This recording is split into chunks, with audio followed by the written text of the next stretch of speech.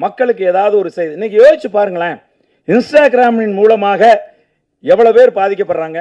குறிப்பா பெண்கள், குடும்பத்தில் இருக்கக்கூடிய பெண்கள் தங்களுடைய குடும்ப வாழ்க்கையில் எவ்வளவு சீரழிவுகளை இன்றைக்கு சந்திக்கிறாங்க.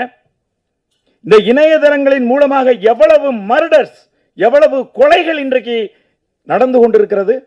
குறிப்பாக பெண்கள் எந்த அளவுக்கு இணையதளங்கள் மூலமாக ஏமாற்றப்படுகிறார்கள் யோசிச்சு பாருங்க. அதைத்தான் இந்த தம்பி சிக்கல் ராஜேஷ் அவர்கள் நான் வந்தபோது அவர் சொன்னார். அப்ப நமக்கு பொறுப்பு இருக்கு. இன்னைக்கு கையில செல்போன் வச்சிருக்கக்கூடிய ஒவ்வொருத்தரை பார்க்கின்ற போதும் அச்சம் ஏற்படுகிற ஒரு சூழல் இன்றைக்கு உருவாயிருக்கு.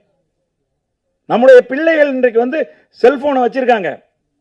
வீட்டில் இருக்கிறவங்க யாரும் ஒருத்தரோடு ஒருத்தர் மனம் விட்டு பேசுகிற நிலை இன்னைக்கு இல்ல. இன்னைக்கு யோசிச்சு பாருங்க.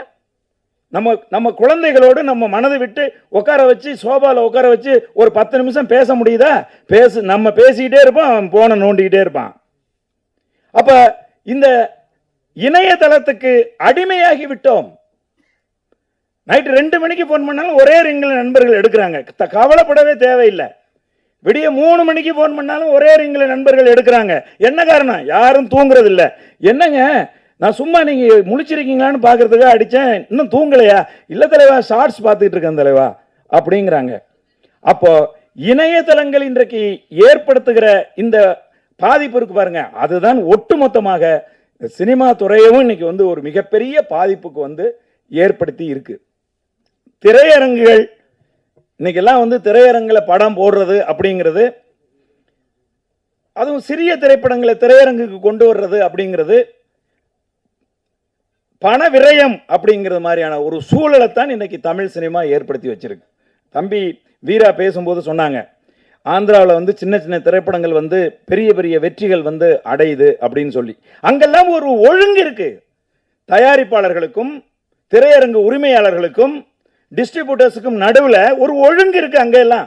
அதை நம்ம விட்டுட்டு தமிழ் சினிமா ஒழுங்கா இல்லைன்னா எப்படி ஒழுங்கு வரும் சொல்லுங்க பாப்பா.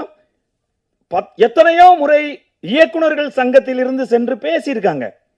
இதை ஒரு ஒழுங்கு கொண்டு வரணும். சின்ன திரைப்படங்களை ரிலீஸ் பண்றதுக்கு ஒரு ஒரு ஒரு ஒதுக்கீடு செய்யணும். ஒரு பெரிய படம் வந்துச்சுன்னா ஒரு 10 சிறிய படங்களை ரிலீஸ் பண்ணணும்னு சொல்லி கவலைப்படுறது எங்களுடைய இயக்குனர் சங்கம் தான் கவலைப்படுது. ஒவ்வொரு முறையும் அதை எடுத்துட்டு போய் அவங்க பேச்சுவார்த்தை நடத்துறாங்க. ஆனால் அதை நடைமுறைப்படுத்த வேண்டியவர்கள் அதை நடைமுறைப்படுத்த மாட்டேங்கிறாங்க. இது போன்ற திரைப்படங்கள் நிறைய வரணும். இந்த தம்பி மகேந்திரன் எந்த நம்பிக்கை